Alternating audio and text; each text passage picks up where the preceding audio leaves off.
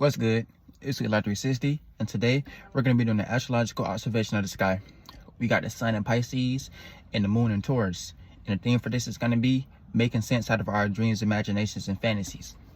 With the moon being in Taurus, we're going to be reacting and responding to fixated Earth, fixated on our own way of thinking and being practical, via our security, our stability, our safety, our shelter, our support, and how we obtain these things, and the things that's maternal and material.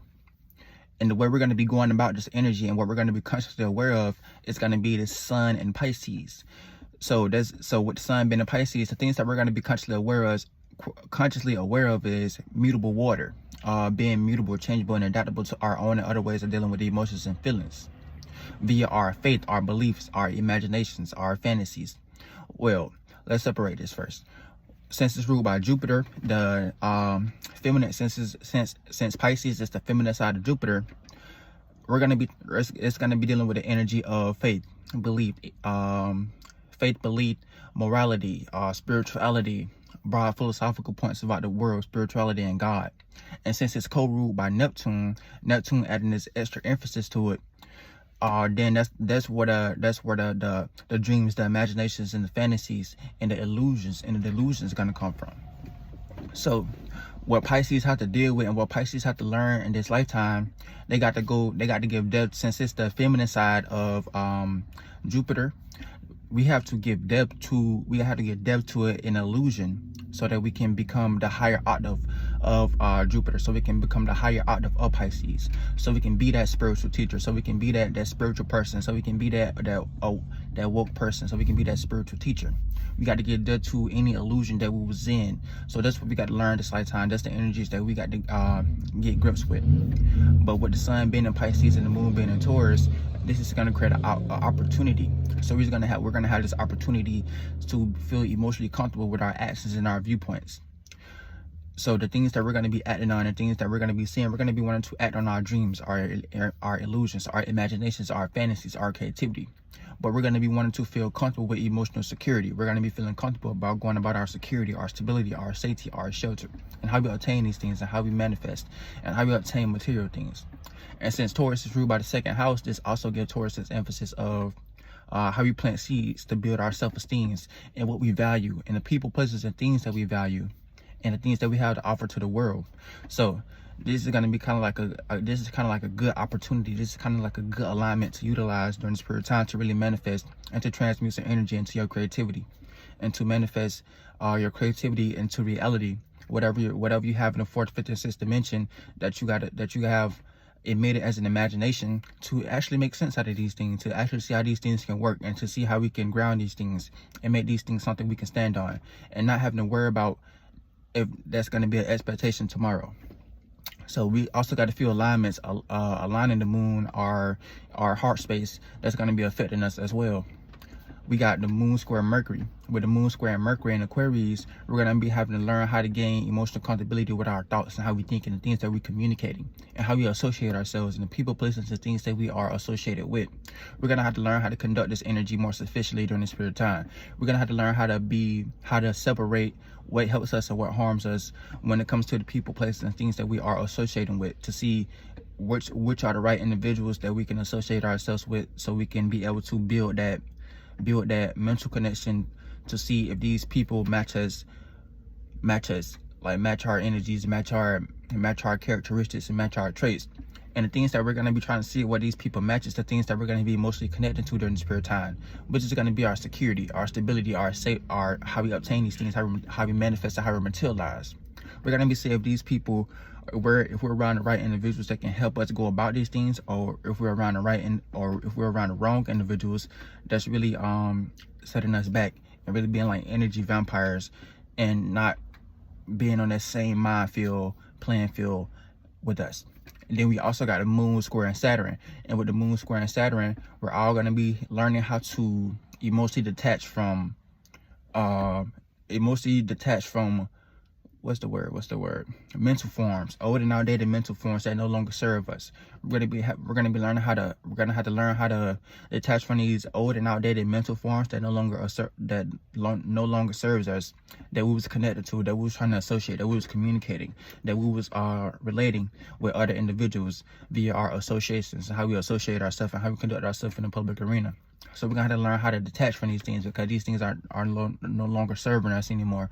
We have no need for these things anymore. We need to come up with a new, unique way of thinking and communicating and associating ourselves and conducting our associations. We need to come up with a whole new way of going about this fixated earth and this fixated air energy. We got to come up with this whole new way of being consistent with the things that we are communicating and the things that we are associating in our stability, our security, our safety, and our shelter.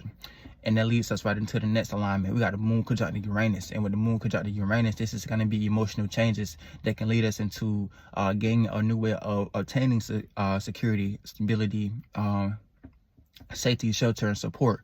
So this is what we've been dealing with we've been dealing with this energy for a long time. So we should already be kind of like getting with the program with this energy, because we've been dealing with this energy ever since like 2018, I think, since Uranus went into Taurus. I don't know, you can correct me on that one, but we've been dealing with this energy. So we've been also been getting with the program. We've been going about new ways of how we can like obtain this, and new ways how we can secure ourselves and secure our lives and be more practical and be more founded in a new unique way that has nothing to do with this world, something that we built from our own individuality, something that we built from our own originality, something that we built just for being ourselves. So that's how God see it. That's what God wants to use. That's how God want to use us as a vessel, and that's how we need to be utilizing this Uranus energy during this period of time, with Uranus being a Taurus, so we can have this new unique way of attaining a foundation. We can have this new unique way of attaining security. We can have this new unique way of attaining stability, and we don't have to like work these 9 to 5s. We can just do what we are creatively into,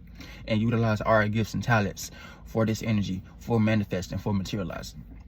And then we also got the moon sextile Neptune. And with the moon sextile and Neptune, this is going to create an opportunity for us to emotionally connect to our dreams, imaginations, and fantasies. So with the moon sextile and Neptune, we're going to be emotionally invested into our dreams, imaginations, illusions, fantasies, creativity. All that Neptunian Piscean energy, we're going to be emotionally invested into these things. So make sure that you're directing this energy into the right areas of your life, so that you're directing this energy and transmitting this energy into your creativity and things that can be manifested into this reality, and not so much of the delusion part. So what taps us into the delusions? When we lack emotional intelligence. Why do we lack emotional intelligence? Because we have a whole bunch of emotions that we got to separate from. So as long as we know what is the right emotions, what is the right feelings to separate from, we can develop emotional intelligence.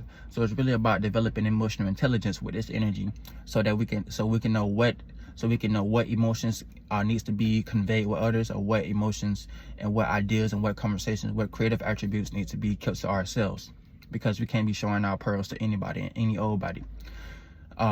So with this energy, we're going to be emotionally invested into our creativity. We're going to be emotionally invested into our dreams. We're going to be emotionally invested into our imaginations. We're going to be seeing how we can make these things make sense.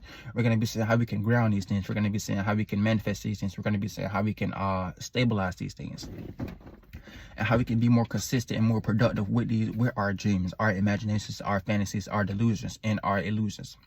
So this is what the Taurus energy likes to do. Taurus likes to support. Taurus don't really deal with too much what's the word I'm looking for? It likes to support. So if you're not trying to like utilize this energy for something that you're trying to really get done, something that you're trying to really build on, something that you're trying to really construct, you're gonna let this Taurus energy wash you away, because this is like kind of like a really easy energy to get with the program with. Well, I'm not gonna say that, because all of us have different alignments and stars and aspects in our charts that can be like frustrating us, or like opposing us, or in conjuncting us with this energy. But with the sun being there, our actions and viewpoints and our emotional nature, this is going to be kind of like an easy energy to get with a little bit. But we all got our own aspects and stuff. So we're going to jump to the next one before we go into La La Land. But it also, that's what I was going to talk about.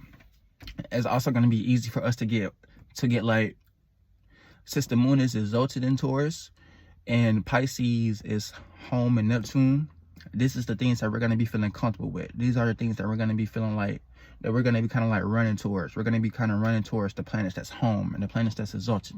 So we may be running, maybe like forgetting the fact that we got like responsibilities, that we got like other alignments playing out in the sky. If you maybe wanted to like indulge into these energies, you may want to indulge into our dreams, our imaginations, our fantasies, our stability, our security, our safety, our shelter. Knowing and forgetting that there's other energies that's going on in the sky. So we're gonna be kind of like running to this Taurus energy, running to this Pisces energy, running to this spiritual energy, running to this fixated earth energy. So be careful of that, stay mindful of that. And it's always good to know that it's a good thing to do things in moderation. As long as you got moderation, that's okay, because you'll have some type of equilibrium within yourself as long as you have moderation. But we also got a moon conjunct the North Node, and with the moon conjunct the North Node, this is gonna be feeling. We're gonna have this power to feel emotionally comfortable with our spiritual path, and our spiritual path is what's gonna tap us into the unfamiliar and what's unknown and what's new, and that's gonna be filtered through this fixated Earth energy, North Node in Taurus. How we think and how we be practical. Coming up with our own way of thinking and being practical, and gaining stability, security, and safety, and shelter and support. So this what this energy is going to be tapping us into. We're going to be feeling kind of comfortable with this energy. We're going to be feeling kind of comfortable going about these energies. We're going to be feeling kind of comfortable with what's unfamiliar and what's new and what's uncomfortability. We're going to have this. We're going to have the power to gain emotional comfortability within this area, which is going to be where the North Node is at.